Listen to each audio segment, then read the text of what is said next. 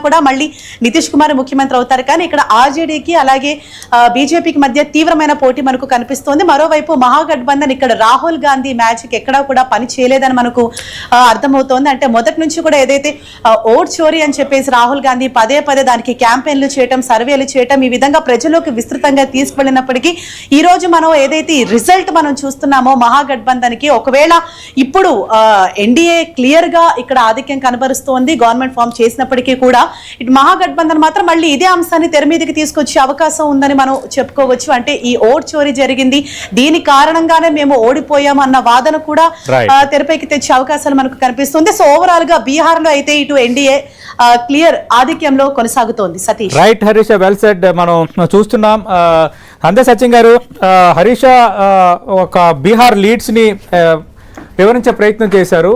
ఇక్కడ ఇక clear cut గా ఒకటి నితీష్ నాలుగోసారి చేజిక్కించుకోవటం అనేది ఒక అంశం. రెండోది రాహుల్ గాంధీ ఓట్ చోరీ అంటూ ఒక నినాదం తీసుకొని జనంలోకి పోయి కొంత హడావుడి క్రియేట్ చేసిన వాతావరణం. అంటే ఇక్కడ నితీష్కు ఇంకా బీహార్ ప్రజలు కంటిన్యూగా బ్రహ్మరథం పట్టడాన్ని ఎలా చూడాలి? అలాగే రాహుల్ గాంధీ ఓట్ చోరీ నినాదాన్ని ప్రజలు తిరస్కరించినట్టుగా భావించాలా? ఒకటండి, ఓట్ చోరీ ఒకటే క్రైటీరియాగా తీసుకోలేదు బీహార్ ప్రజలు. ఉదాహరణకు ముందు మహాగఠబంధన్ లో ఓవర్ కాన్ఫిడెన్స్ తోటి సీట్లు పొత్తు కుదరలేదు. ఓట్ చోరీ పేరు మీద రాహుల్ గాంధీ ర్యాలీ చేయటం వల్ల జనంలో బాగా ఊపు వచ్చింది. కాబట్టి మాకు మేజర్ షేర్ ఇవ్వాలని కాంగ్రెస్ పట్టుబట్టింది. కాదు, ఆర్జేడీ నాయకుడే తేజస్వి యాదవే ముఖ్యమంత్రి అని చెప్పేసి 42% మంది ప్రజలు భావిస్తున్నారు. కాబట్టి మా వల్ల ఈ ఫ్రంట్ మేమే లీడ్ చేస్తాం, మీరు తగ్గాలని చెప్పేసి వీళ్ళకు ఓవర్ కాన్ఫిడెన్స్ వచ్చింది. రెండు పార్టీల మీద ఓవర్ కాన్ఫిడెన్స్ తోటి సీట్లు దరిదాపు 8 సీట్లల్లో పోటీ పడ్డారు. ఈ 8 సీట్లలో పోటీ పడితే సాధారణంగా కొట్లాడుకునే వాళ్ళు ఏమనుకుంటారంటే ఈ 8 సీట్లనే కదా అనుకుంటారు. కానీ రాష్ట్ర ప్రజలందరూ అసలు సీట్ల పొత్తులనే వీళ్ళు ఒకటి ఉండలేకపోయారు, తర్వాత ఏముంటారు అటువంటి ఒక చిన్న చూపు ఏర్పడుతుంది. అది ఎక్కడ 1-2 సీట్లలో టజులున్న ఇటువంటిది మనం వివిధ రాష్ట్రాల్లో చూస్తున్నాం. అట్లాగే వామపక్షాలకు అల్లున్న మిగతా పార్టీలకు కూడా 4-5 సీట్లలో పొత్తు కుదరలేదు. కాబట్టి ఒక ఏకాభిప్రాయంగా మహాగఠబంధన్ అసలు ఎలక్ట్రాన్లోకి వెళ్ళలేదు. ఇది ఖచ్చితంగా డిసడ్వాంటేజ్. రెండో వైపు ఎన్డీఏ పర్ఫెక్ట్ అండర్స్టాండింగ్ తోటి ఎలక్షన్లోకి వెళ్ళింది.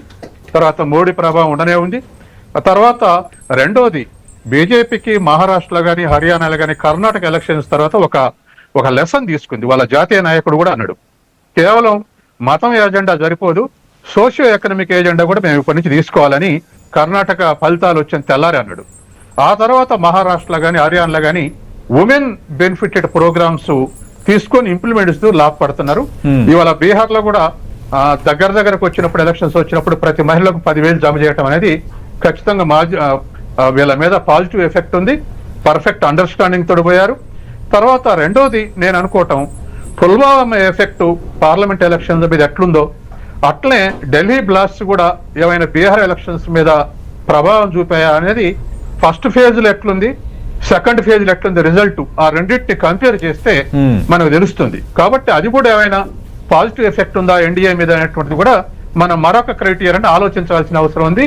వచ్చిన తర్వాత రిజల్ట్స్ అన్ని వచ్చిన తర్వాత ఫస్ట్ ఫేజ్ లో ఏ ఫ్రంట్ కింద వచ్చినాయి, సెకండ్ ఫేజ్ లో ఏ ఫ్రంట్ కింద వచ్చినాయి కూడా మనం జస్ట్ అకాడమిక్ కంపారిజన్ చూడటానికి పనికొస్తుంది. కాబట్టి ఏదేమైనా ఏకోన్ముఖంగా ఒకే మాటతోటి ఎలక్షన్స్ కి ఎంట్రీ అయినటువంటి ఎన్డీఏ మీద మహాగఠబంధన్ ఈ ఘటన ఈ విధంగా వేరువేరుగా ఎలక్షన్లకు ఎంట్రీ కావటం అనేది ఖచ్చితంగా అది డిసడ్వాంటేజ్. అందుకని అది ఇప్పుడు ఎగ్జిట్ పోల్స్ అప్పుడు ఎన్డీఏ అడ్వాంటేజ్ ఉంటుందని ప్రిలిమినరీలో చెప్పలేదు, కానీ తీరా 2-3 రోజులు ఇంకా ఎక్కువ చెప్పినాయి. కాబట్టి ఈ ఎఫెక్ట్స్ అని చూడాల్సినటువంటి అవసరం ఉంది. తర్వాత మన నియోజకవర్గానికి వస్తే 2 మినిట్స్ జూబిలీహిల్స్ నియోజకవర్గానికి వస్తే నేను మొత్తం మీద చెప్పుకుంటూ వస్తున్నా. ఒక పార్టీ ఇంకో పార్టీ బలపరచడం, బీజేపీ బీఆర్ఎస్ ఓటేసింది అనటం, లేదా మరొక పార్టీ మరొక ఓటేసింది అనటం, ఇవన్నీ సరే పొలిటికల్ వ్యూహాల్లో విమర్శలు చేసుకుంటారు. కానీ నేను అనుకోవటం ఏంటంటే ఆల్టర్నేటివ్ గా ప్రజలు, ఇంతకుముందు ప్రకాష్ రెడ్డి అన్నారు, ఆల్టర్నేటివ్ గా ప్రజలు ఏదైతే చూస్తారో వాళ్ళకు ఓటేస్తారు. ఉదాహరణకు పార్లమెంట్ ఎలక్షన్ లో 8 నియోజకవర్గాల్లో బీజేపీ గెలిచినప్పుడు ఖచ్చితంగా ఆల్టర్నేటివ్ కాంగ్రెస్ కు బీజేపీ అనేటువంటిది ప్రజలు భావించారు. కాబట్టి బీఆర్ఎస్ ఓట్లలో ఎరోజన్ వస్తేనే బీజేపీ పెరిగింది. ఇక్కడ కూడా నేను చెప్పింది ఏమిటంటే బీజేపీ గనక 5% 6% లోపు ఓట్లు వస్తే ఖచ్చితంగా ఈక్వల్ పొజిషన్స్ ఉంటాయి, ఏ పార్టీ అయినా గెలవచ్చు. అట్లా కాదు, బీజేపీ అబౌవ్ 10%, 15% స్కోర్ చేస్తే ఖచ్చితంగా కాంగ్రెస్ కు హోప్స్ ఉంటాయి అని చెప్పేసి గత 4 రోజులు నేను ఛానల్స్ చెప్పుకుంటూ వస్తున్నా. ఇప్పుడు బీజేపీ నిజంగానే రౌండ్ కు 1000 ఓట్ల చొప్పున 10,000 12,000 ఓట్లు ఉంటే ఖచ్చితంగా ఈ రెండింటి మధ్య టఫ్ కాంపిటీషన్ ఉంటుంది. 5-10 ఏళ్ళతో ఏ పార్టీ అయినా బయటపడచ్చు. అదే ఒక ఛానల్ మొన్న 18% బీజేపీ ఓటింగ్ వస్తుంది, బీఆర్ఎస్ గెలుస్తుంది అని ఇచ్చింది.